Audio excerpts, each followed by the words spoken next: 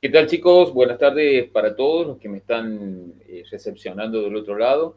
Vamos a dar inicio ya a la unidad número 4, la primera clase de esa unidad que tiene que ver con la edad de oro del capitalismo y el auge de la teoría keynesiana.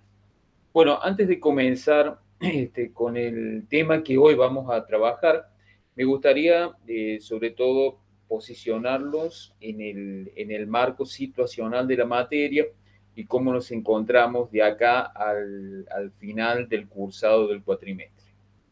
Eh, Relativamente nosotros, sí, desde este jueves 23 en el cual nos encontramos hasta el cierre del cuatrimestre que está previsto para la semana del 25 de octubre, nos quedarían aproximadamente un margen de unas 5 clases. 5 clases solamente, de la cual seguramente esa semana que cae jueves o viernes 29 de octubre, la voy a utilizar para llevar adelante algún recuperatorio o alguna clase más bien de consulta o para que presenten algún tipo de trabajo a aquellos alumnos que están con alguna dificultad para la regularidad de la materia. Entonces, aproximadamente serían un marco de 4 o 5 clases las que nos quedarían, y en el marco de estas yo tengo que tomarles el segundo parcial. El segundo parcial por calendario académico que nos estipula la universidad no podría ser tomado más allá del sábado 2 de octubre.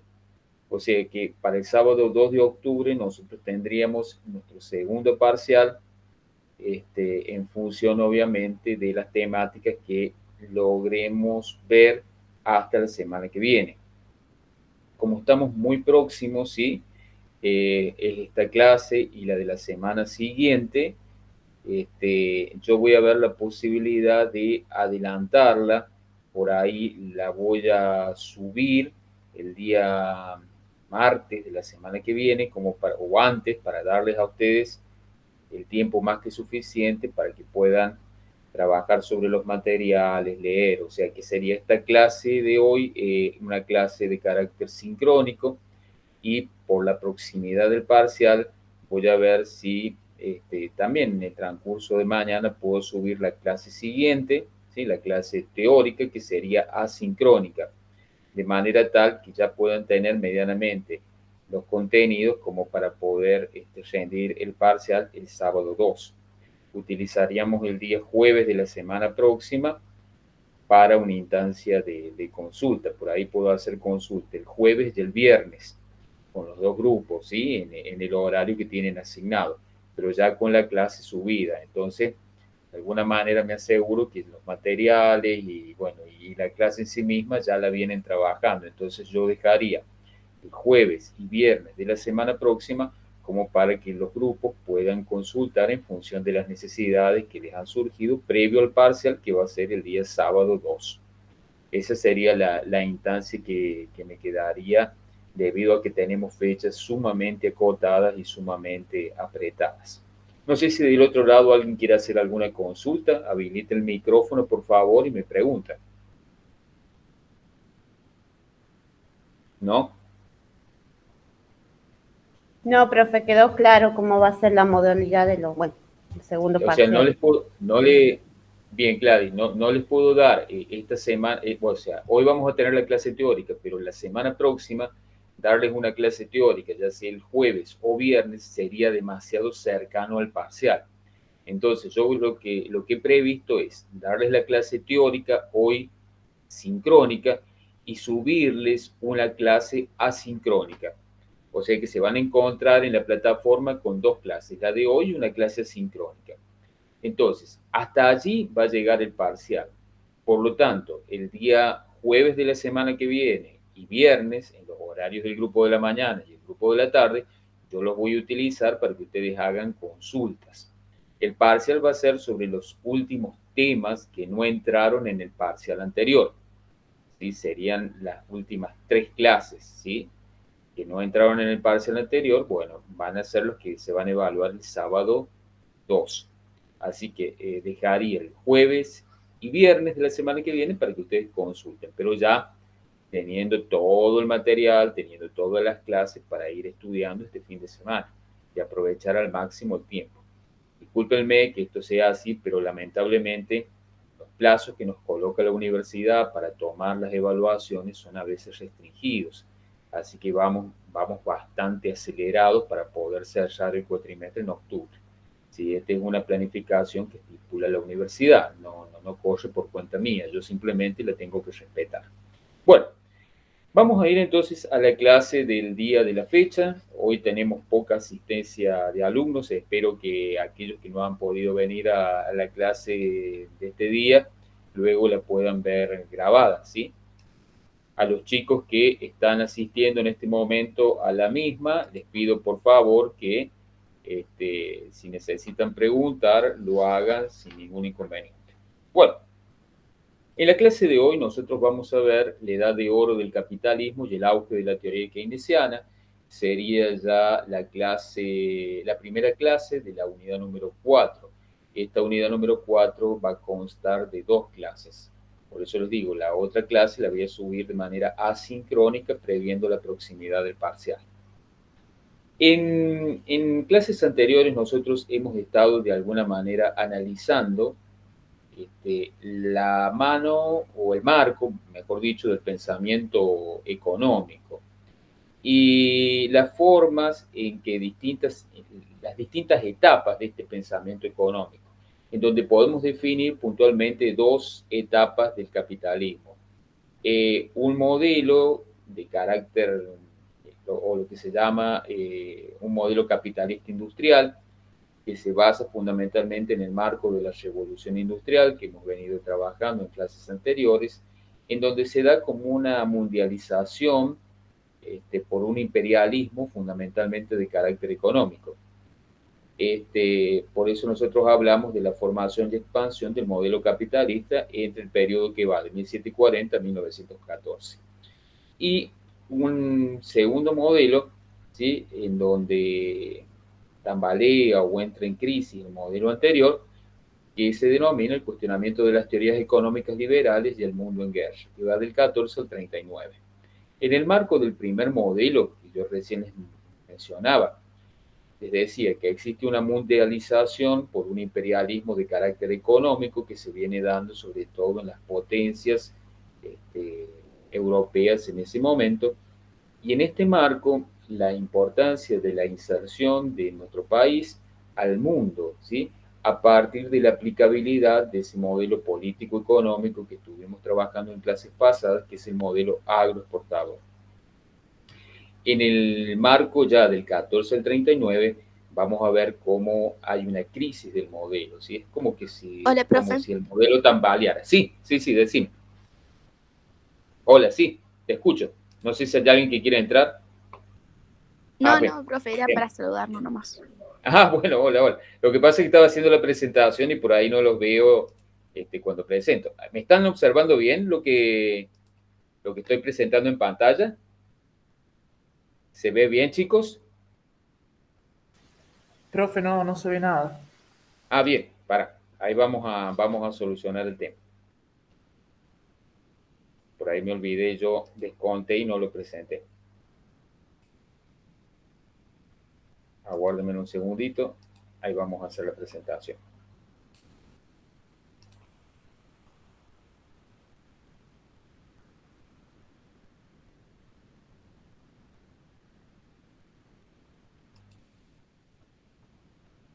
Ahí sí se ve.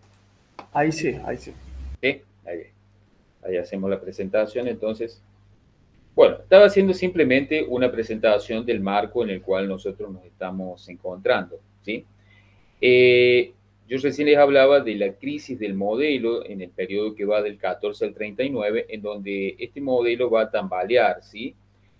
Tambalea fundamentalmente por el marco de la Primera Guerra Mundial, así que va del 14 al 18, y por lo que vimos en la clase pasada, que tiene que ver con la crisis del 29, y que en cierta manera va a repercutir en nuestro país, y también me animaría a decir en la reformulación del modelo agroexportador.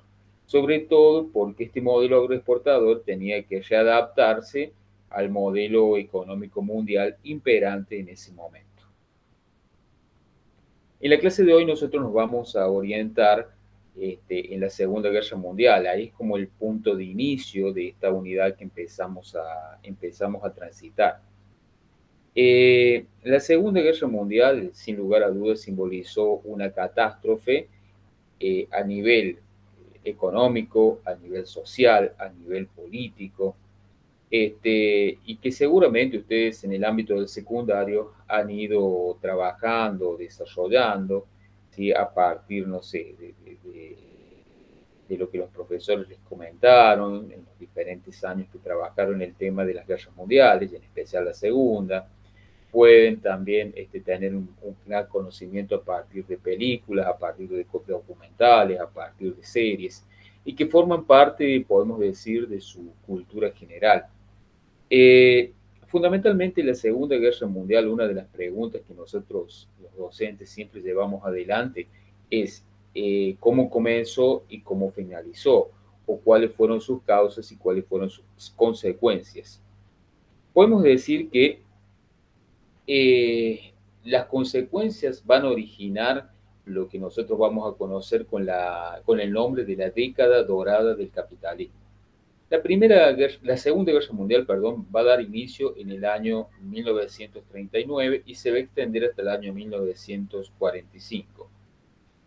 El comienzo, en líneas generales, se origina a partir de la finalización de la Primera Guerra Mundial, ¿sí? Con la firma de un tratado, que seguramente muchos han escuchado o han sentido, que es el Tratado de Versalles.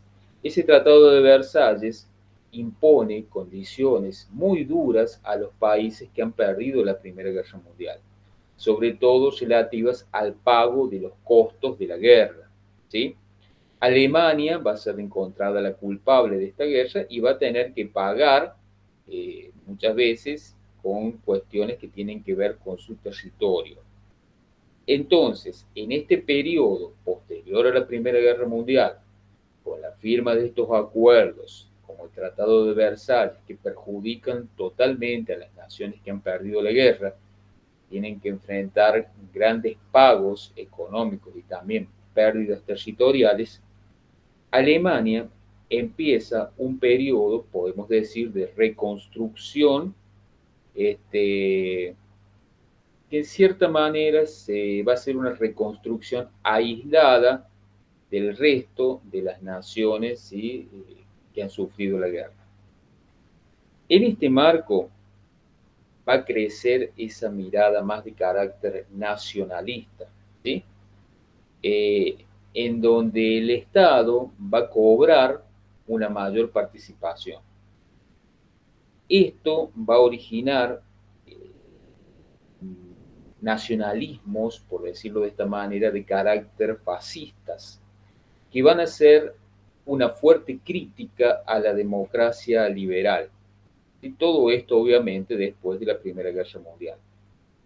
Estos nacionalismos fascistas que critican la democracia liberal van a, de alguna manera, marcar la pauta de un parlamentismo de carácter liberal que en mayor o menor medida intenta tener un nivel de participación popular más amplio.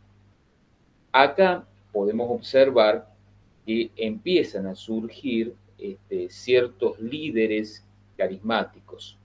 Por ejemplo, si ustedes ven ahí la primera imagen, nos encontramos con Adolfo Hitler, ¿sí? Benito Mussolini e Hirohito, tres de los grandes líderes de los países que se van a nuclear en torno a lo que se denominó el eje del mal: Alemania, Italia y Japón. Acá hay un elemento en común que unifica a estos tres hombres, que es esta idea del líder carismático, que centraliza el poder y lo ejerce autoritariamente. Podemos decir que es un autoritarismo más bien de base popular. Ese autoritarismo de base popular que en estas naciones comienza a cobrar fuerza y desarrollarse, va a ser lo que en la década del 30 se intenta traer a la Argentina de la mano de Félix Uriburu, que nosotros trabajamos la semana pasada. En este marco, bueno, ya vamos a ver en el peronismo, ¿sí? Cómo Perón tiene la oportunidad de conocer a Benito Mussolini. Pero bueno, eso será ya algunos puntos que vamos a trabajar en el próximo encuentro, ¿sí? Acá hay algo para remarcar. Hitler va a llegar al poder de Alemania en el año 1933, o sea que llega antes del comienzo de la Segunda Guerra Mundial. Solamente para aclarar, la Segunda Guerra Mundial comenzó en el año 1939 y se extendió hasta el año 1945. Acá hay que tener en cuenta algunos conceptos que son muy importantes para entender ese nacionalismo que Hitler lleva al extremo en Alemania y que va a ser conocido con el nombre de nazismo. En primer término, la necesidad la necesidad del espacio vital. Esto va a originar esa teoría más de carácter geográfico que se conoce con ese nombre, teoría del espacio vital. Esa teoría hace referencia a la cantidad de territorio que necesita un Estado para sobrevivir. O sea, que el territorio que tenía Alemania en ese momento no era a ver, el territorio propicio como para que el Estado alemán pudiera desarrollarse, crecer y darle, yo diría, un mejor estándar de vida a su población. Había una necesidad de buscar generar un mayor control espacial. Alemania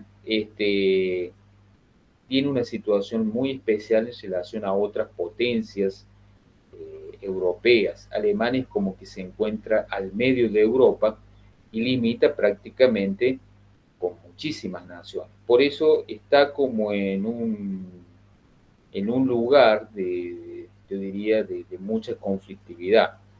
Y esto va a ir marcando, de alguna manera, durante buena parte de su historia, una política internacional que en cierta manera va a estar dada a partir del conflicto, ¿sí? En ciertas formas, en algunos momentos, tratar de evitar la invasión, ¿sí? De naciones vecinas y, como yo les decía, irse fortificando en el marco europeo. Acá, antes de la Segunda Guerra Mundial, vale aclarar que yo les decía recién, a partir de la firma del Tratado de Versalles, Alemania tiene que pagar los costos de la guerra, y eso es una cláusula que se mantiene hasta la actualidad. Una nación que pierde un conflicto se vuelve deudora de aquellas naciones que lo han ganado. Entonces, bueno, Alemania tuvo que pagar grandes costos a nivel económico, pero también a nivel territorial, ¿sí? Entonces, ya en esta parte podemos decir que Alemania empieza a tener una mirada más de carácter imperialista, ¿sí? Necesita necesita expandirse hacia el este, hacia el oeste, y esto lo marca puntualmente Hitler en esa cuestión discursiva que tiene. A esto se le va a sumar lo que yo decía ahí, ese creciente nacionalismo que va a originar el nazismo, ¿sí? El nazismo no es otra cosa, chicos, que la superioridad de la raza aria sobre el resto de las razas que están en el planeta. La raza aria son aquellos hombres y mujeres más de tipología, como les podría decir, nórdica, rubios, de ojos claros, muy altos, muy musculosos, que según Hitler era la raza elegida para dominar el mundo. ¿Sí? Por eso Alemania, en base a estas dos cuestiones que yo les estoy mencionando, va a iniciar la guerra. El fin, obviamente, que busca es instaurar un imperio centralizado en Alemania, donde la raza aria, donde los arios pudieran vivir. Pero bueno, en esta idea se hace necesario combatir a los enemigos, ¿sí? Y los enemigos en ese momento eran aquellas poblaciones que habitaban en el suelo alemán y que no eran apreciadas por los alemanes. Hablo de la población judía, hablo de los gitanos y de otros grupos minoritarios que el mismo Hitler y los mismos nazis querían sacar del territorio. Entonces, en este marco que yo estoy mencionando, sobre todo en Alemania, se va a dar el desarrollo del denominado Holocausto judío, el exterminio. Así que esto ustedes seguramente lo han visto en muchísimas películas que relatan lo sucedido en este tiempo. Este exterminio que lleva adelante Adolfo Hitler en los campos de concentración se hace de manera, podríamos decir, planificada y racionalmente organizada para no tener grandes gastos para el Estado, porque exterminar a miles, animaría decir millones de personas en los campos de concentración era algo que le insumía muchísimo gasto al Estado. Entonces, bueno, hay que buscar la manera de hacer esa eliminación de estos grupos o de estas personas que habitan el territorio alemán, que no son queridas por los alemanes, o mejor dicho, que no son queridas por los nazis, pero sin que insuma demasiado dinero, ¿sí? Y también, en cierta manera, buscar que no queden pruebas de este exterminio, ¿sí? Y de ahí, bueno, las posiciones que se han tenido hasta el momento en relación a este tema y discusiones del ámbito de los historiadores en relación a quién culpar por el Holocausto. Obviamente el principal promotor de esto va a ser Hitler a través de un odio irracional contra aquellos sectores poblacionales que obviamente no son alemanes. Por otro lado, hay un sistema estatal que lo sustenta en esto, ¿sí? En esta idea de eliminar. El tema fundamental pasa por lo siguiente: no hay documentación oficial que respalde esta matanza desde los sectores jerárquicos alemanes. O sea, en definitiva, no hay prueba, por lo que es muy difícil determinar a nivel de responsabilidad de cada uno. O sea, el genocidio existió, la muerte de millones de personas también, pero no existen las suficientes pruebas como para incriminar o delegar responsabilidades en determinadas personas o en determinados líderes del partido alemán. ¿Vamos bien hasta ahí? ¿Me van entendiendo? ¿Alguna pregunta que quieran hacer? Alguien que me habilite el micrófono del otro lado y me vaya comentando. Sí, profe, yo voy entendiendo. ¿Va bien? Bien. Dentro del Holocausto, chicos, gracias. Dentro del Holocausto vamos a tener diferentes etapas. O sea, las acciones que se llevan adelante contra los judíos, ¿sí? En realidad vienen de larga data y podríamos decir hasta que son anteriores a la Segunda Guerra Mundial. Por ejemplo, con lo que se denominó los pogroms, ¿sí? Que son embestidas populares que se hacían en otras épocas para crear un ambiente. Y era para crear un ambiente, como podría decirle, libre de judíos.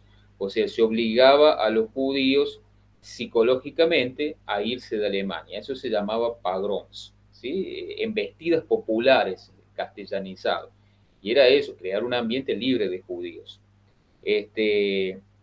A esto se le sumaba también el discurso de las culpas sobre la crisis alemana de la Primera Guerra, porque los judíos era tal vez el único grupo que había logrado medianamente vivir o sobrevivir en esa Alemania de posguerra. Entonces, esos grupos de judíos que a lo mejor podían comer medianamente, no digo todos los días, pero podían comer, podían sobrevivir en esa Alemania de posguerra, generó como un sentimiento de gran resentimiento por parte del pueblo alemán, que los veía que estas personas estaban en mejores condiciones que ellos.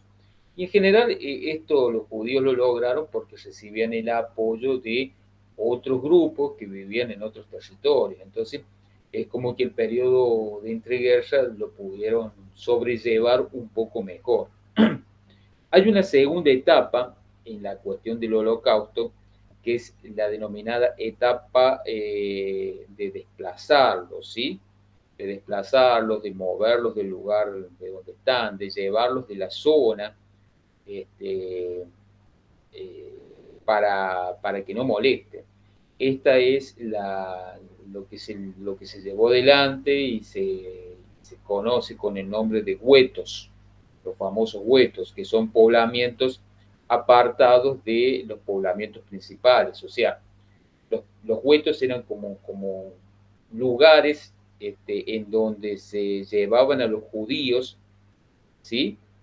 Y que estaban alejados de los grupos urbanos, de los grupos de alemanes. Había como una necesidad de no mezclarlos. Esto para crear como una diferenciación entre el alemán ario y el judío. Esta cuestión de los desplazamientos era sumamente costosa, ¿sí? Sumamente costosa. Y en una tercera etapa del Holocausto, lo que nosotros seguramente hemos visto por películas, documentales, que es el tema de los campos de concentración. Tal vez el campo de concentración más importante en este momento de la guerra es el campo de Auschwitz, donde obviamente perdieron la vida millones de personas bueno, del tema del gaseo, se los gaseaba, ¿sí? Y luego se los incineraba, se los terminaba quemando. Obviamente, en los campos de concentración hay la idea, sobre todo que imponen los alemanes, los nazis, es atacar a la dignidad humana, infringiéndole a los judíos y a otros grupos minoritarios condiciones infrahumanas. La diferencia acá en los campos de concentración con las otras etapas que hemos visto es que no solamente acá van a exterminar a millones de personas, sino que también previo a eso se los hacía trabajar, ¿sí? La idea del trabajo era la producción de armamento de guerra y se lo va a conocer también con el nombre de la solución final, que era, en definitiva, terminar con el problema judío de manera económica. Por eso yo recién les decía, se utilizó la famosa cámara de gas, se les decía a aquellas personas grandes o aquellos niños que no eran útiles para el trabajo, que su mano de obra no era servil, directamente se los eliminaba. Se les decía, bueno, vamos a pasar a tal lugar para desinfectarlos o bañarlos, y lo que hacían era gasearlos. Los gaseaban, una vez que morían, los llevaban los cuerpos y los incineraban, ¿sí? Entonces, este campo se convirtió en un campo de exterminio, en donde directamente se los despojaba de todo y se los terminaba matando, ¿sí? Hasta el momento nosotros hemos visto que la lógica nacional del nazismo o hitleriana, para ser más puntual, era, por un lado, expandirse en el territorio vital. Por otro lado, exterminar a aquellos sectores, ¿sí?, que estaban en su territorio y que eran defenestrados o marginales, tal el caso de los judíos, el famoso exterminio judío. Y en un tercer punto, si hablamos de las pautas de la Alemania nazi, era liquidar o tratar de terminar el comunismo, porque el comunismo se había convertido en ese momento en una ideología política muy fuerte, ¿sí? Luego de la llamada Revolución Rusa del año 1917, y representaba una amenaza visible para toda la Europa occidental. La idea era cómo se frenaba al comunismo. Y bueno, la política, por ejemplo, del fascismo pensó que para frenar el comunismo había que darle a las clases populares, o sea, a los trabajadores, cierto bienestar económico para que no cayeran, podemos decir, en estas posturas tan extremas como la que el comunismo tenía. Si vamos al tema de cómo se aplicó en Italia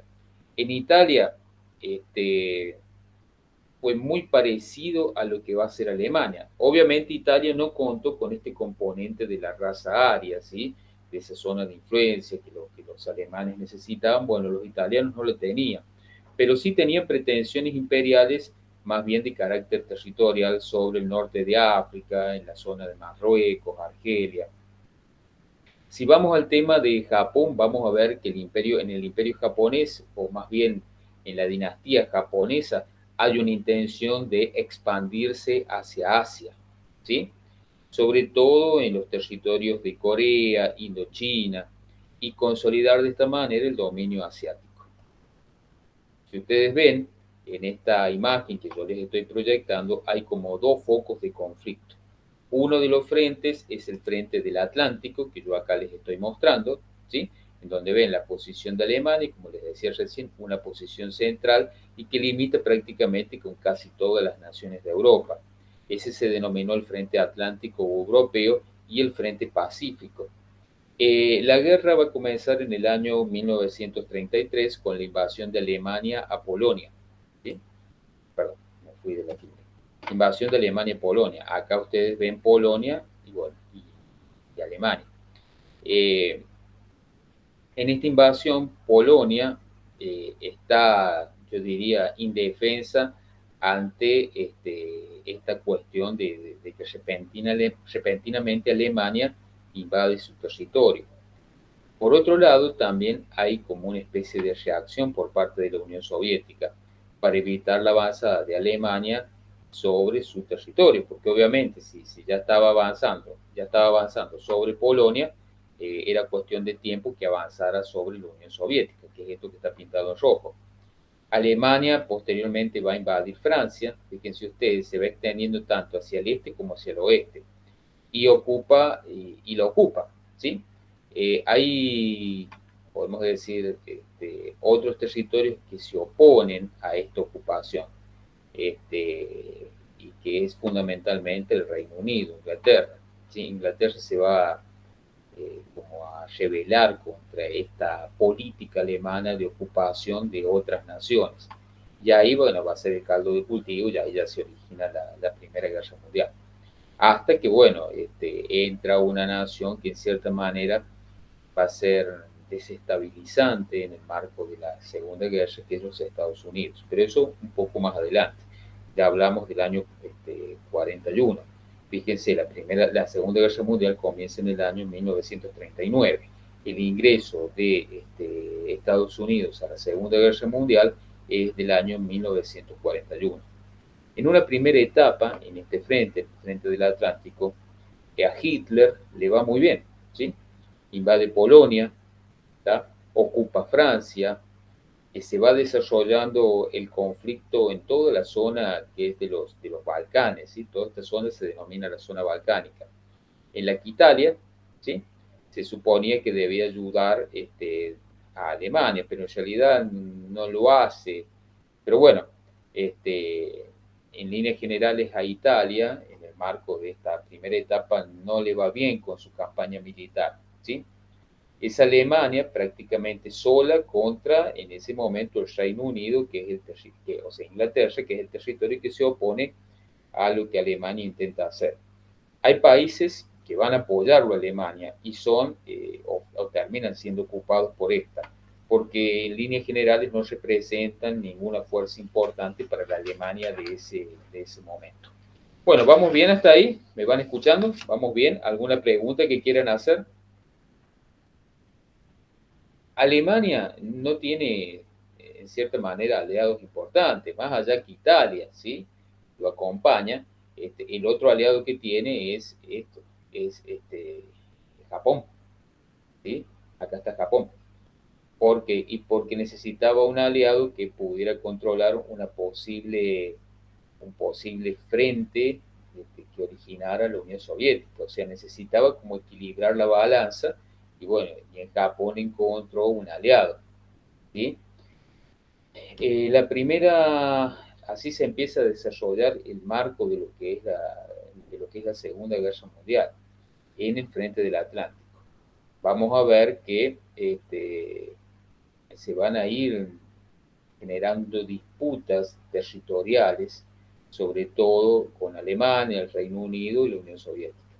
El frente del Pacífico, que tenemos acá a la derecha, va a comenzar a desplegarse a partir de la acción que va a desarrollar Japón que intenta de alguna manera lograr una expansión territorial en el continente asiático.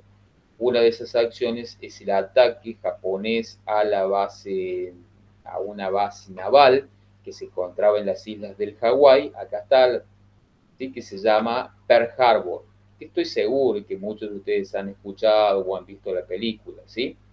Ese ataque sorpresa a la base naval de Pearl Harbor prácticamente destruyó a la quinta flota del Pacífico norteamericana. Y a partir de este hecho, Estados Unidos entra a la Segunda Guerra Mundial. A ver, si tenemos que nombrar algunas acciones de Estados Unidos en el marco de esta Segunda Guerra, podríamos hablar del desembarco de Nuremberg, en Francia, con la idea de ir liberando a esta nación de Hitler. Obviamente, este desembarco se produce en el oeste y mientras tanto la Unión Soviética hace algo similar en el este. O sea, la intención era que Francia ya para el 41 en adelante empezara a quedar liberada del yugo alemán. En el año 1943 es como que empieza cierta decadencia del poder de Hitler en el este. Pretende invadir la Unión Soviética, ¿sí? Obviamente lleva adelante una invasión rápida, en un primer momento muy exitosa, pero a medida que va avanzando se retira gracias a que lo sorprende el invierno, ¿sí? En el territorio ruso, un invierno sumamente cruel, con un ejército alemán que no estaba preparado para enfrentar las inclemencias del tiempo. Entonces prácticamente esta situación y esta idea de la quema, yo diría, del campo que hacen los rusos mientras el ejército alemán va avanzando, o sea, no dejarle nada que los alemanes pudieran utilizar. Hablo de alimentos, hablo de combustibles, ¿sí?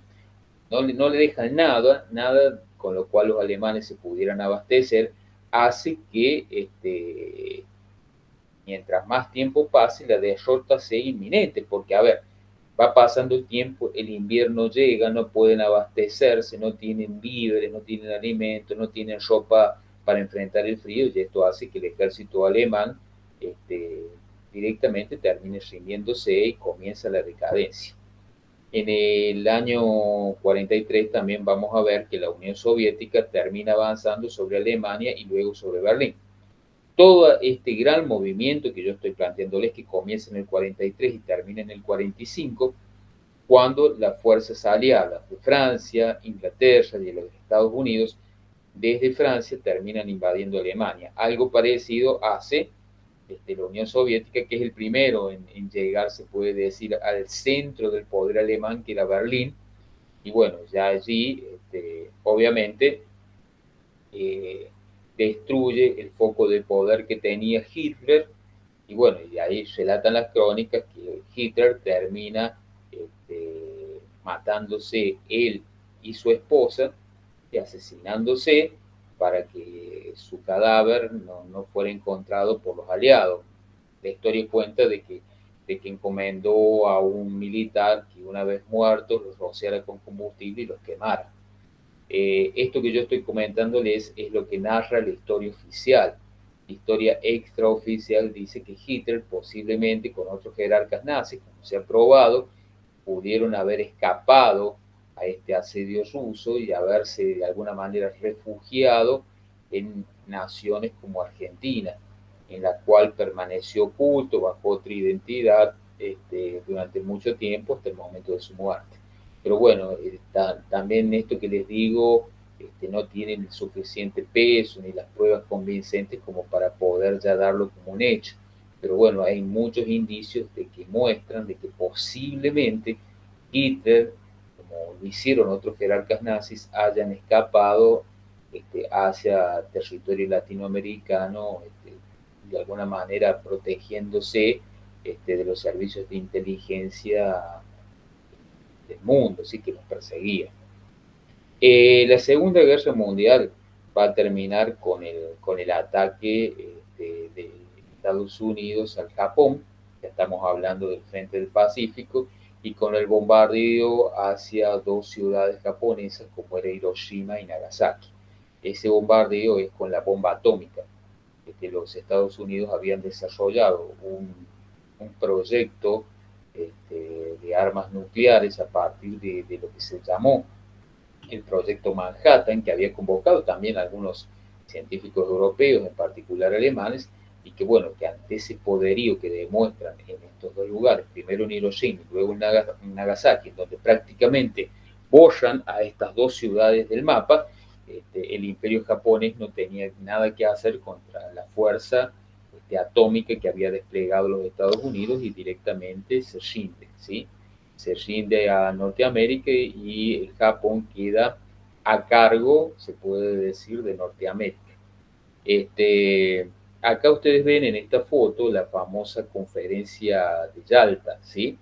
En donde los líderes del mundo en ese momento, estoy hablando de Winston Churchill de Inglaterra, Franklin Delano Roosevelt de Estados Unidos y Joseph Stalin de la Unión Soviética, se van a terminar repartiendo, por decirlo así, los territorios de las naciones que han perdido. Fundamentalmente acá el gran perdedor de la guerra fue Alemania, porque el territorio alemán se lo van a terminar repartiendo, se puede decir, las potencias aliadas. Esto que yo estoy acá mostrándoles también es una foto muy particular, porque muestra, en cierta manera, dos representantes del capitalismo, como lo es Winston Churchill y Franklin Delano Roosevelt, y un representante del comunismo, como es Joseph Stalin, y que va a marcar, me animaría a decir, una alianza que va a llevar posteriormente al desarrollo de lo que se va a conocer con el nombre de Guerra Fría. Dos bloques enfrentados, dos modelos económicos políticos que en cierta manera buscan dominar al mundo.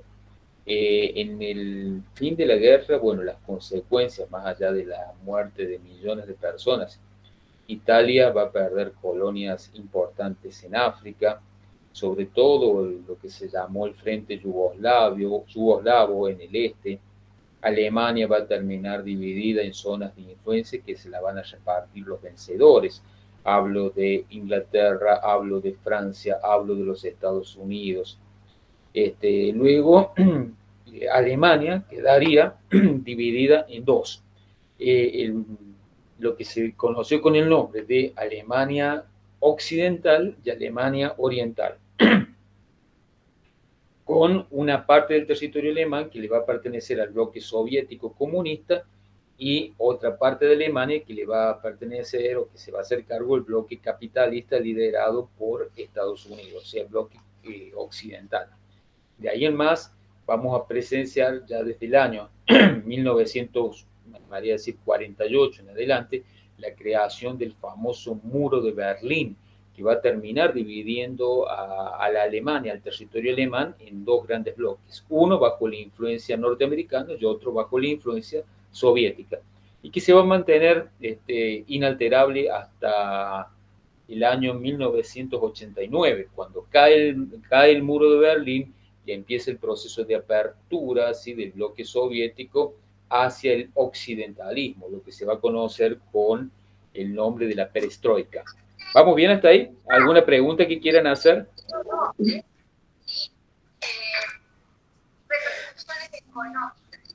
Para que no escucho. A ver, saco un chiquito saco un chiquito la presentación. Gladys, no sé si querés hacer alguna consulta, que noto tu micrófono apaga.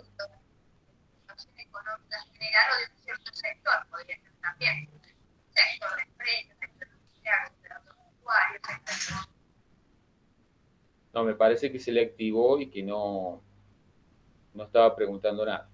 Bueno, ¿vamos bien hasta ahí? El fin de la guerra también va a marcar una serie, podemos decir, de juicios, ¿sí?, que se van a hacer sobre todo a aquellas naciones que han perdido la guerra y que son culpables de todo este enorme conflicto que ha destruido reconstruido, se puede decir, Europa. ¿Sí? En primer lugar, finalizada la guerra, se va a firmar el Tratado de París, que era lo que yo recién les comentaba. Italia va a perder colonias africanas en Etiopía, pierde territorio frente a Yugoslavia, pierde territorios al norte frente a Francia. Alemania, en el ámbito del territorio alemán, yo recién les decía, se va a terminar dividiendo en zonas de influencias, ¿sí? Austria se va a convertir en un estado soberano. El este de este territorio va a ser para la Unión Soviética y el oeste va a quedar en manos de Estados Unidos, Gran Bretaña y Francia. En el caso de Bulgaria, Hungría y Finlandia hay reparaciones de guerra y pérdidas territoriales. Dentro de las otras consecuencias tal vez más importantes es que se va a producir como un reordenamiento de un mundo más de carácter bipolar. Ya empezamos a hablar, finalizada la Segunda Guerra Mundial, de un mundo con dos posicionamientos bien definidos. Por un lado, el occidentalismo, cuya lógica es el capitalismo, ¿sí? Un capitalismo occidental, y el comunismo. Estos dos bloques, capitalismo y comunismo, van a ser los que van a entrar en pugna, me animaría a decir, desde finales del 40 hasta finales de la década del 80. Acá voy a remarcar una gran importancia que cobran los llamados juicios de Nuremberg. ¿Sí? Estos juicios que van a ser acordados por ese encuentro que yo recién les mencionaba, de estos tres grandes hombres, Churchill, Roosevelt y Stalin, en Yalta, van a, de alguna manera, a tener presente y van a intentar llevar justicia a todos aquellos crímenes de guerra que se habían llevado adelante. Se va a dar, se va a producir la conformación de un tribunal internacional para que juzgue a aquellos criminales de guerra. La mayoría de los criminales de guerra, obviamente, la pena era la pena de muerte, ¿sí? Algo para remarcar, hasta ese momento dentro de la jurisprudencia internacional no había existido juicios de tales magnitudes con la participación de un tribunal internacional. Hay cuestiones, sobre todo en los juicios de Nuremberg, que son muy novedosas con respecto al derecho internacional. Sobre todo, también algo para destacar es la conformación de la ONU, la Organización de Naciones Unidas. Se conforma y obviamente ustedes ven ahí que una de las posiciones centrales la va a ocupar Estados Unidos a partir de su presidente. La idea de la ONU era resguardar y controlar la situación internacional para que no se volviera a producir una guerra de tales magnitudes como las que habíamos tenido hasta ese momento. En el marco de todo este tiempo que yo les he estado relatando, va a comenzar un periodo que se denomina de reconstrucción. Este periodo recibe el nombre de los años dorados y va del 45 al 73. Sobre todo, vamos a ver que hay una instancia de reconstruir, sobre todo a partir de la guerra. En este proceso de reconstrucción hay una hegemonía de Estados Unidos sobre el bloque occidental, hay una industrialización acelerada y hay una cuestión de intervencionismo estatal. En el ámbito de la reconstrucción vamos a ver a un gran protagonista que es Estados Unidos, que entre el año 45 al 73 va a colaborar en este proceso de reconstrucción a partir, por ejemplo, de otorgar créditos, pero también otorgar asistencia técnica, sobre todo a aquellos países que habían sufrido la guerra. En este marco que les estoy mencionando, también del lado de la Unión Soviética va a surgir un grupo o un bloque de países que se van a llamar los no alineados, ¿sí? Que van a estar con la Unión Soviética. De todas maneras, hay una hegemonía de Estados Unidos, hay una gran intervención en la Segunda Guerra. Una de las formas de intervenir que tienen los Estados Unidos es a partir de la implementación y la aplicabilidad de lo que se llamó el Plan Marshall, un plan para la reconstrucción europea, que de alguna manera también evidenciaba el gran poderío técnico, militar y económico que Estados Unidos tenía. En ese tiempo que yo les estoy mencionando, prácticamente comienzo de la década del 50, escuchen bien, el 50% de lo que se producía a nivel mundial, o sea, el 50% del Producto Bruto Mundial pertenecía a los Estados Unidos. Estados Unidos tenía un gran poder y ese poder estaba marcado obviamente por la capacidad atómica que ya tenía en ese momento, ¿sí? Hay una fuerte intencionalidad de los Estados Unidos de formar un bloque occidental. Tenía un fin esto. El hecho de formar un bloque occidental era tratar de frenar o de contener al bloque soviético que yo recién les estaba mencionando. Va a ayudar económicamente a la reconstrucción europea. La idea también es perpetuar el modelo económico de Estados Unidos, que es el capitalismo. Algo que se hace diferente a lo que había ocurrido en la Primera Guerra Mundial es que no se los somete a los países que habían perdido la guerra a pagar los costos de la guerra, ¿sí? Porque en cierta manera sojuzgar al pueblo a tal presión económica lo hubiera puesto en contra, como pasó en la Primera Guerra. Acá directamente el costo es pagar con sus territorios. Vamos a ver que hay una gran hegemonía por parte de los Estados Unidos. El poderío militar está demostrado en la Segunda Guerra. Recién les hablé del Producto Bruto Interno, que representaba el 50% de lo que se producía en el mundo, ¿sí? Hay un hombre que se va a convertir en uno de los grandes protagonistas de este tiempo, que es Maynard Keynes. Keynes va a llevar adelante la aplicabilidad de un modelo capitalista liberal, en el que el Estado tiene un rol menor. No es que tenga un rol menor, sino que cobra una gran dimensión el rol del Estado en relación a lo que había simbolizado la posición del Estado en materia económica en tiempos anteriores, ¿sí? El rol del Estado va a ser muy importante en lo económico, sobre todo en este sistema que siempre sigue siendo el sistema capitalista, o sea, no va a cambiar.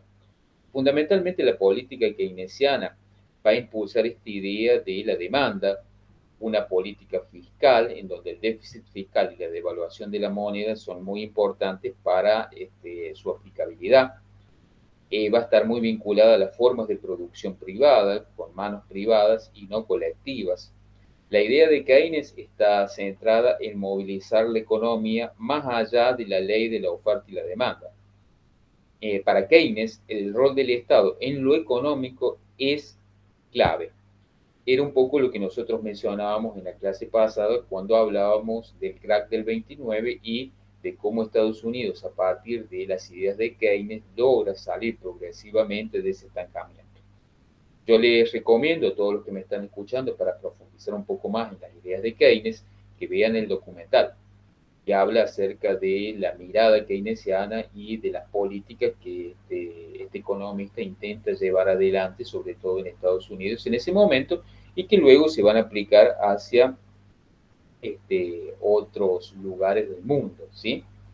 Es más, Argentina, de la mano de Juan Perón, fue una de las primeras naciones latinoamericanas en aplicar las ideas de John Maynard Keynes, a partir de lo que Perón va a instrumentar con el nombre de planes quinquenales.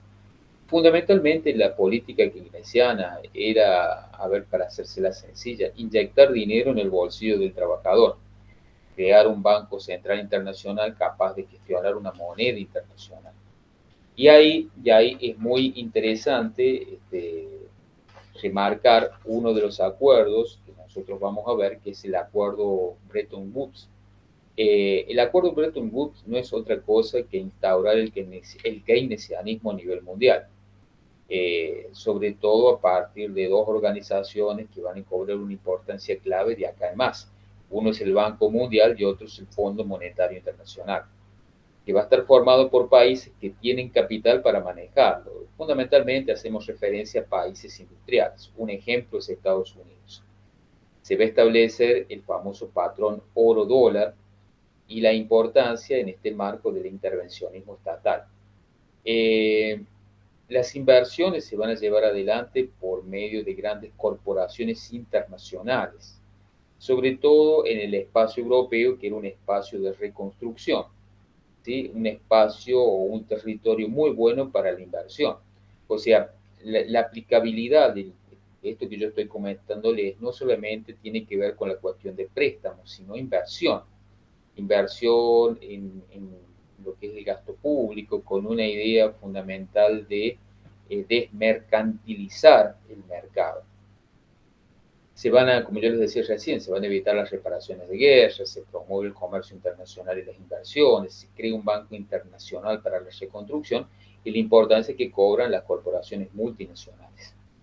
Acá cobra una dimensión muy importante dentro de la mirada keynesiana el famoso estado de bienestar. ¿Sí? Es el estado de bienestar, el estado conformado por el estado empresario, que interviene en la economía de manera directa. O sea, para que me entiendan, en el estado de bienestar, el Estado se convierte en empresario y va a intervenir en la economía de manera directa. En la teoría clásica, por ejemplo, los trabajadores serán sometidos al mercado. Acá no. Acá, si las empresas necesitan trabajadores, ¿sí? Los salarios obviamente van a aumentar. Ahora, si hay demasiados trabajadores, los salarios bajan. O sea que, sobre todo este tema del trabajo va a estar sometido a la ley de la oferta y la demanda.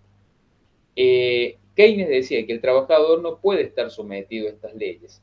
Si el trabajador no dispone de dinero, no puede consumir y no hay demanda ni oferta.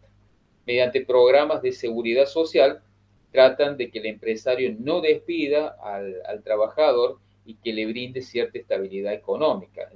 Entonces, esta situación va a generar cierta confianza en lo económico y le va a permitir, sí, lo que yo recién les decía, la desmercantilización de la fuerza laboral, la instauración de programas de seguridad social, como por ejemplo la posibilidad de que el trabajador pueda jubilarse, y la importancia del gasto público, sobre todo relacionado a las subvenciones, a la nacionalización de sectores que eran ineficientes, la creación de empresas públicas, o sea, generar como un boom económico para movilizar la producción. Es lo que Keynes llamó el círculo virtuoso del keynesianismo, ¿sí? El incremento de la productividad, la demanda sostenida por seguridad social, las ganancias atractivas y las nuevas inversiones. En este marco, bueno, Europa parte hacia lo que es la integración. Siguen existiendo secuelas poblacionales importantes después de la Segunda Guerra Mundial. Hay también grandes desplazamientos de personas. Europa no va a cuestionar el capitalismo, es más, gracias al capitalismo, gracias al apoyo fundamental de Estados Unidos, ha podido llevar adelante una política de reconstrucción. El comunismo solamente se aplica o está presente en aquellos países liberados por la intervención de los soviéticos. Hay también en Europa un consenso en la mayoría de las naciones anticomunistas, o sea, en contra de la Unión Soviética. Surgen también en Europa diferentes partidos demócratas cristianos que van a llegar al poder y que van a implementar, yo diría, una mirada democrática reformista, ¿sí? Reformista que va a ser muy interesante. Hay reformas sociales con un gran intervencionismo estatal, hay estabilidad social que se va a mantener medianamente hasta mediados de los 60 y cobra una gran importancia la Comunidad Económica Europea. Acá también me quiero detener un poquito en lo que sucedió con Japón, el milagro japonés. Después del bombardeo en las ciudades de Hiroshima y Nagasaki, el tema de la bomba atómica, el imperio japonés se rinde ante los Estados Unidos, dándole finalización al contexto de la Segunda Guerra Mundial. A partir de ese momento, el territorio japonés es ocupado por Estados Unidos, que le va a proporcionar como un paraguas económico, ¿sí? Japón no tuvo que invertir en gastos de guerra. Podemos decir que la cuestión de la reconstrucción se va a llevar adelante a partir de grandes oligopolios, o sea, grandes empresas con beneficios estatales. La idea, obviamente, de esta reconstrucción era reindustrializar y modernizar el Japón. ¿sí? Una tarea que obviamente la van a realizar los norteamericanos y que va a convertir al Japón en una nación que hoy por hoy es una nación donde se desarrolla tecnología de punta. En este marco, sí, podemos decir que durante todo este periodo hay una gran hegemonía estadounidense, hay un marco discursivo de democracia y libertad, que tiene que ver fundamentalmente este discurso con una cuestión de beneficio propio de los Estados Unidos a través de una lógica más de carácter imperialista. Dentro de los cambios, vamos a ver también la producción en masa. ¿Sí? A ver, quiero cerrar acá un micrófono. Va a encontrar que va a estar permitido en general hacer actos de administración y a veces va a haber limitaciones para realizar actos de bueno, hasta así entonces nosotros hemos llegado con la presentación de esta clase, ¿sí? Esta clase, sencillamente yo los aliento a aquellos que me están escuchando a que puedan profundizar a partir de la lectura de los materiales que están subidos. Recuerdo a todos que para poder avanzar y así llegar medianamente a la fecha que me estipula la facultad para el parcial, yo en el transcurso de hoy a la tarde o de mañana voy a subir otra clase más que va a completar la unidad número 4. Esa clase va a ser de forma asincrónica. La idea es que ustedes a partir de los materiales subidos, a partir de las clases que se han ido desarrollando, tanto de forma sincrónica como asincrónica, puedan tener el material necesario para el segundo parcial, que vuelvo a repetir la fecha. El segundo parcial por calendario va a ser tomado el día 2 de octubre, bajo plataforma, ¿sí? 2 de octubre, sábado, a partir de las 9 de la mañana. Entonces, yo voy a subir esa otra clase sincrónica y voy a utilizar el día jueves y viernes de la semana próxima para que ustedes puedan llevar adelante consultas relativas al parcial, dado que lo vamos a tener ahí muy, muy apretado. Bueno, chicos, no sé, el que quiera preguntar algo, por favor, habilite el micrófono, si no ya damos por finalizada la clase del día de hoy. Si alguien quiere hacer alguna pregunta, habilite, lo escucho y si no ya doy por finalizado. Bueno, profe, gracias. Yo me retiro. Por mi parte se entendió. Gracias, profe. Bueno, nos vemos entonces, chicos. Un saludo grande a todos. Chao, chao. Chao, profe, gracias. Nos vemos. Chao, profe. Gracias.